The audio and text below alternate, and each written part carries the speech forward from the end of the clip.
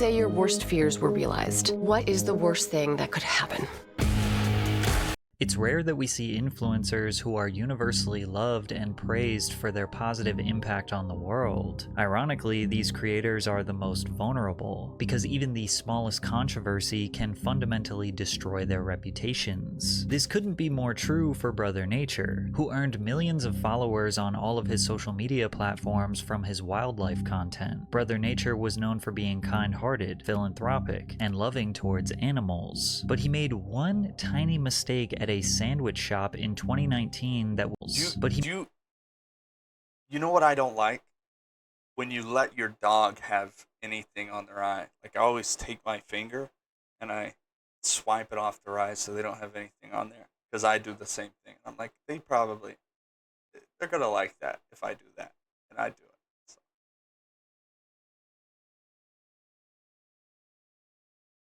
Wipe the eye boogers off your dog's eye. He made one tiny mistake at a sandwich shop in 2019 that would do irreversible damage to his reputation and career. Even 5 years after this incident, people are still commenting on his Instagram. Wait, what happened?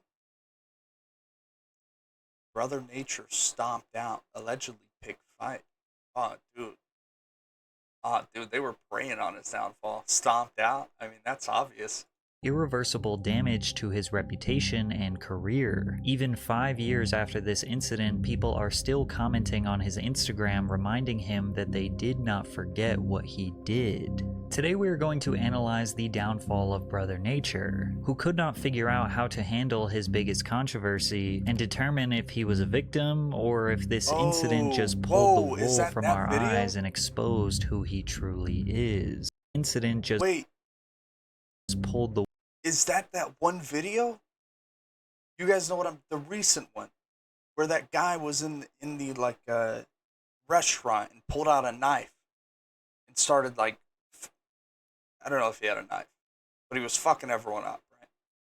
Controversy. And there was like a girl at a booth or something. Determine if he was a victim or if this incident just pulled the wool from our eyes and exposed who he truly is. And even though Brother Nature was known for being kind and wholesome, his social media career began out of jealousy and envy. One summer day in East Stroudsburg, Pennsylvania, Kelvin Pena was with his cousin playing video games. After coming out victorious, Kelvin went outside and was met face to face with a deer. Intrigued by the large animal standing in his cousin's backyard, he called him over. His cousin nonchalantly explained that the deer had been coming over regularly and becoming somewhat of a family pet. Kelvin and his cousin then interacted with the deer, feeding it while documenting the experience on Snapchat. Instead of being impressed by his cousin's ability to interact with wildlife, he felt envious and jealous. He wished to be as docile as his cousin. In a crazy set of circumstances, Kelvin found a deer in his backyard the moment he returned home from his cousin's house. Envious of his cousin's pet deer, Kelvin wanted one for himself. He enticed the deer with whatever food he could find, and when the two locked eyes, he knew they were best friends. Excited to showcase his newfound friend on social media, Kelvin needed to give the deer a name, and he chose the name Money.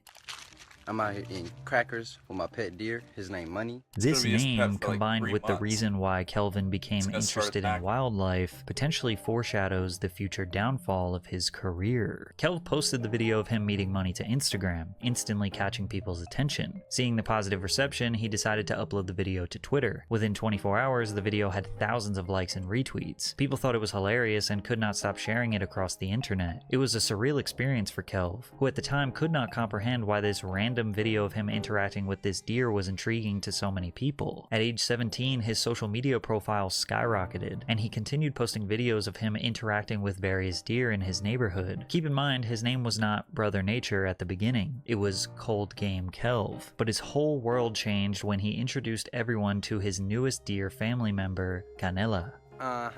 Y'all know what the heck going on, man. Got my dope Canela out here. We got the organic cut carrots, the banana on deck. Canela, what's good, girl? You know I got you. Canela, don't eat the banana like that, Canela. Let me peel it for you. Canela became an iconic part of internet culture, to the point where a lot of you probably refer to any deer as Canela. Canela became a staple part of his brand. Still 5 years later, people love and miss Canela. Kelv unified all the deer in his neighborhood, calling them the Deer Squad. The Deer Squad featured Money, Money Jr., Canela, Lil Bambi, Tequila, and Lola, and anytime he would meet another animal, he would give them a name and add them to the family. Since the United States is actually overpopulated with deer and they all look very similar, the odds of seeing the same deer twice seems pretty low. So people were shocked that he had such a deep and personal connection with a select few deer. In the beginning, his attitude and demeanor was totally different than what he evolved to. Instead of being fun-loving and free-spirited, he had a cocky and braggadocious attitude. Just to let niggas know that we don't play games out here. It's got the sticker on. Want to know how I got this $50,000 check for an accident I was involved in over 5 months ago? Here, my nigga. It's another one walking up right to me. You my nigga, bro. What's up? Hungry, my nigga? Some Pringles, bro. Yeah. I think I saw this one. Yes, sir. We do this deer shit out here, bro. Yeah, it's that good shit. It's that good shit, money. Eat that up. Damn, bro, them antlers looking clean. You just got them hoes cut today? My son fresh. Here you go, eat that. Yeah, my nigga. What's up?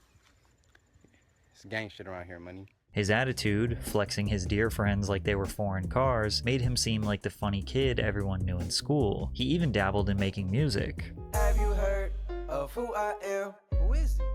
Around my town, they call me the man. Although he possessed seemingly zero music talent, the shtick of using animals for music video content has actually worked for a few rappers after him. Rapper The Mexican OT went viral last year for holding a chicken while rapping and his buddy riding a horse behind him. You also had Blake Fades, who constantly went viral for rapping on a farm with some cow friends behind him. It's these types of subtle content strategies that people don't focus on that can really take an artist's career to the next level. I cover these types of music marketing strategies as well as give you my personal creative content ideas in my weekly newsletter, Tuned In. Tons of artists out there want to learn how to get more attention on their music, but they don't have the time to do the research. Let me and my team do the research, build a marketing in your plan yearly instead of monthly. As Kelv's likes and views exponentially increased, he realized he could turn these silly videos into a business venture. While feeding the deer, Kelvin repeated the phrase, "Everybody eats," which eventually became his slogan. Everybody eats, man. Fast money. You already know what's up. You heard?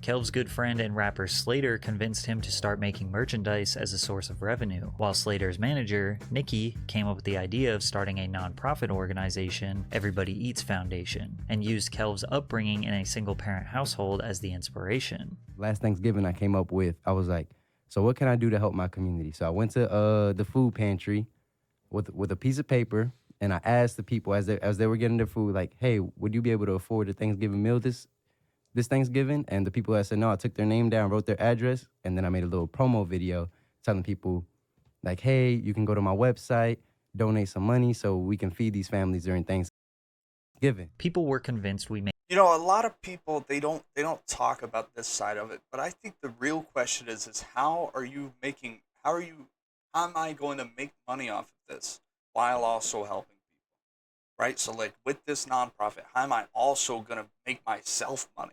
Because that's what,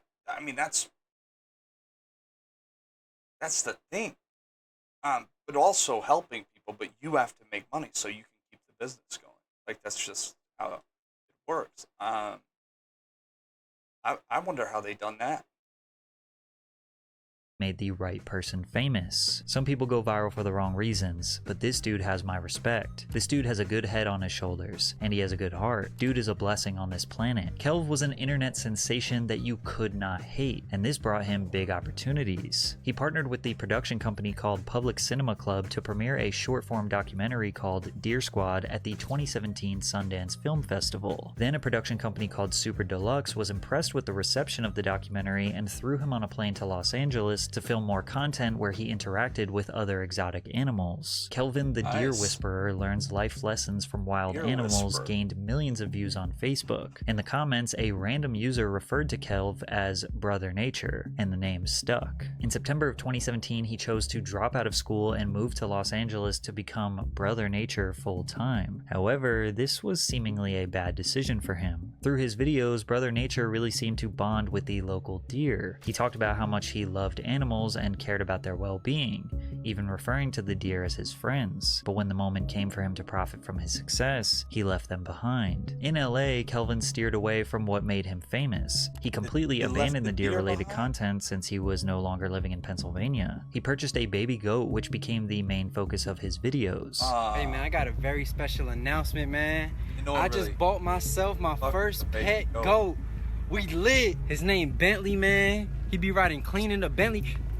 Bentley, why do you be flexing like that, bro? From here, Brother Nature pushed out a variety of different content. He even began uploading vlogs to YouTube. However, his upload rate was not consistent and the views barely reflected the success he was receiving on other social media platforms. He focused a little bit more on posting his lifestyle in LA rather than animal-related content, which may have made him seem less genuine. Brother Nature was randomly dragging this goat around LA and treating it more like a pet. He failed to realize what made him so interesting in the first place, the lore behind all the deer and the wholesome sharing of food with them. Noticing that his views were dropping, Kelv decided to move back home to Pennsylvania in May of 2018, just 8 months after living in LA, although he claims he moved because of the toxic environment in Los Angeles. After he returned home and started uploading content with the deer in the area, he saw a career resurgence. Him being back with the deer was where he belonged. Fans were indulging in his life with Canella and the Deer Squad again. A lot of the deer even had their own Instagram pages. Brother Nature was back in his element, and on top of the world. He grew to well over 1 million followers and garnered even more fame than before, but some controversy was about to tarnish his reputation. In October of 2018, a few months after Kelv's viral comeback, several controversial tweets resurfaced in which he used anti-black and anti-Semitic language. He was 12 and 13 years old when he made these tweets, but they still had an effect on his public reputation. The story was covered by various major news tweets, but they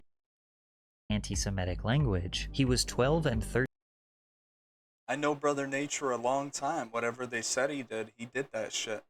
13 years old when he made these tweets, but they still had an effect on his public reputation. The story was covered by various major news outlets like the Huffington Post, Business Insider, Daily Mail, and dozens more. Kelv's squeaky clean image was tainted and he lost several bookings and brand deals at the time, including a potential appearance on Dr. Phil. He posted a note to Twitter apologizing for his language and moved forward. Some people immediately forgave him since he was so young, whereas others unfollowed him forever. From there, he was seemingly back and forth from LA and truly traveling all over the country. Brother Nature did not fit the image of your typical wildlife personality. Typically, these personalities are unapologetic conservationists who spend all their time in the wild. They also typically attract political attention, often shining light on many of the various laws and regulations that allow humans to destroy animal species in the environment. Kelv liked to travel the world, party, and live an upscale lifestyle. Sure, he discussed his conservation and charitable efforts, but he also posted himself rocking designer clothes and flexing luxury cars. He even dabbled in modeling. Also, his close friendship with Slater makes it seem like he was interested in indulging the lavish life of a rapper. It was unclear what his intentions were. Was he trying to be a serious wildlife personality? Was he trying to make silly videos with animals for social media? Or was he trying to make money on the internet and this was the only thing that was working? Because it was now the end of 2019 and Brother Nature kinda just seemed like any other influencer who hangs out with celebrities and has this little side hobby of posting about animals. Like the dichotomy of him being a wildlife influencer but then wearing brands like Prada and other designers who use real animal skin and potentially abuse animals for profit in their products lost him respect to real conservationists around the world. But it was one night in Miami while he was living the high life where his whole career was about to change for the worse. In December of 2019, Kelvin visited Miami, Florida for a beach cleanup event. He was partying heavily every night at various clubs on a week-long bender. On the night of the 6th, videos surfaced on Twitter depicting him being violently hit and kicked in a sandwich shop as bystanders looked on. People on social media initially assumed Kelv was attacked unprovoked, and an outpour of sympathy erupted. How could someone possibly beat up sweet old Brother Nature? But as more details emerged,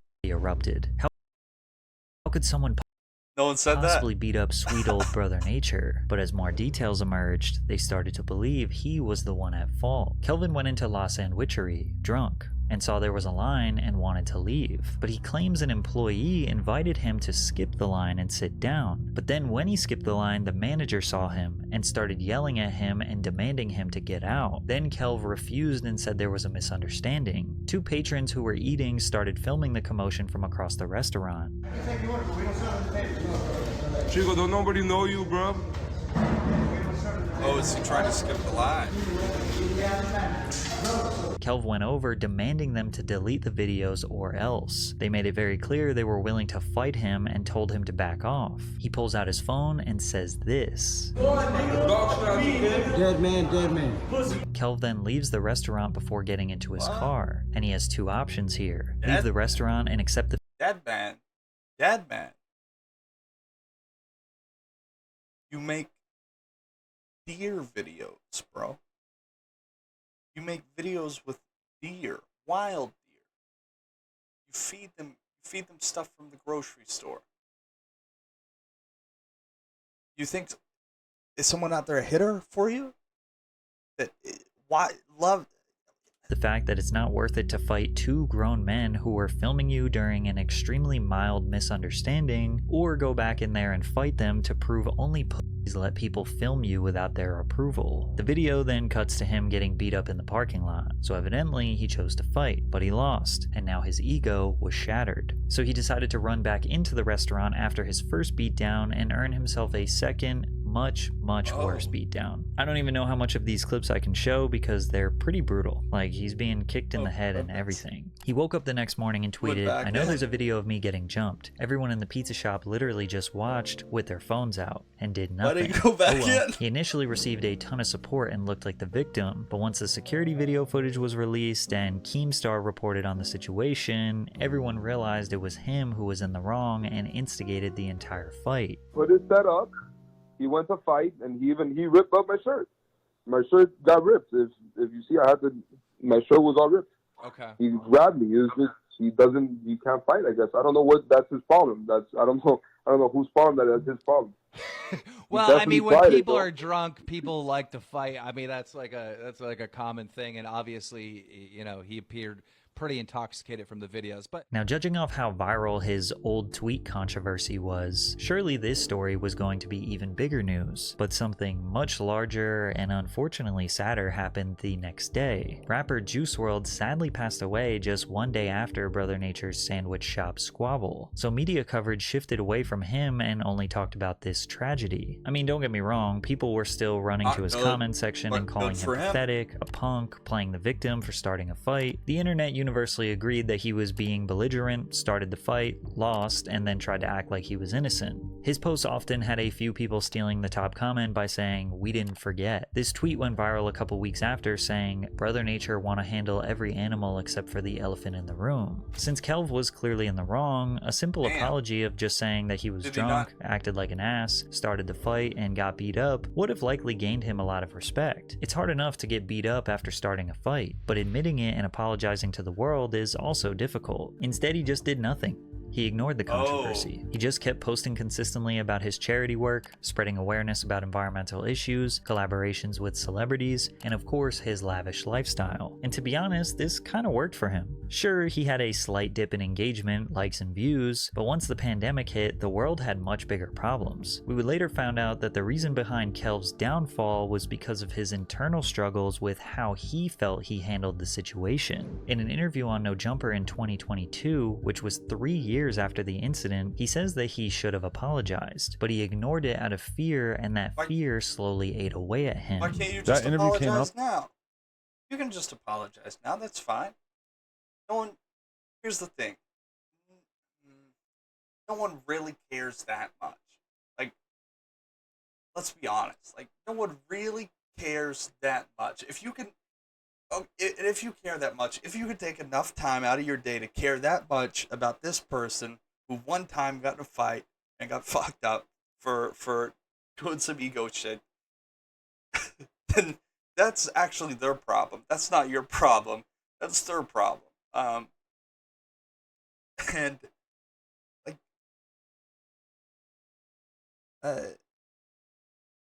I don't know. I just think no one really cares that much. Obviously, people probably remember it, and you probably might have hurt yourself from not talking about it. But like, who says you can't do that now and just feel better? Though, because I haven't. No, never. No, that's what I should have did. But then, like, something told me, like I think then fear came into play. You know what I'm saying? Like, nah, just wait till you do something first. Wait till you do something first. Like, come out with that big project. You know what I'm saying? Because the goal always been like have like a TV show or some shit. You know. some mainstream stuff, or just have a show. You know what I'm saying? Like, that's what I always wanted.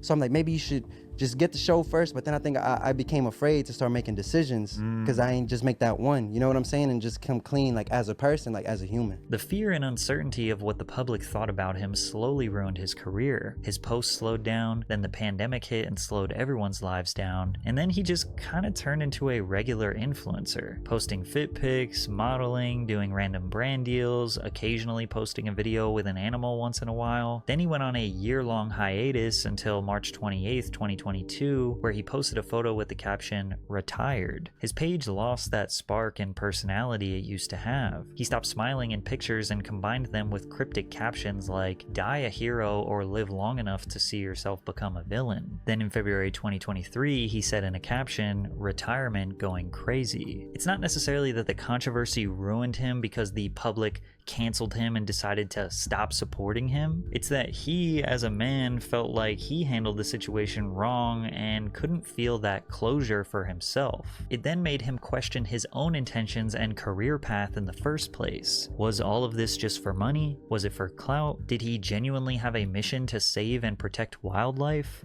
There are still people in his comment section today, 5 years later, saying they will never forget. Wait, how did the charity do? How did the charity do? Because if you actually help people out, that's pretty cool.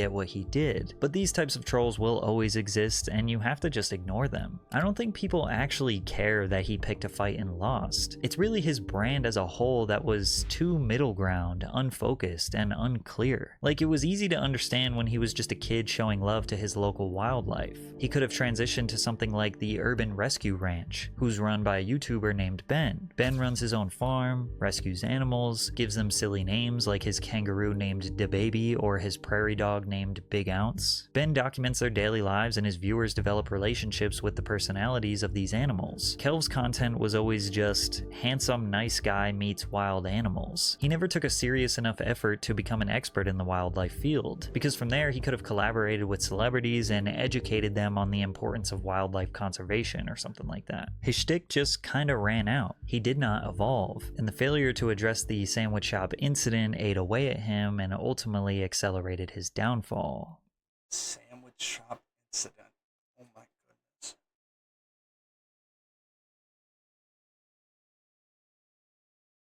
Retirement going crazy though.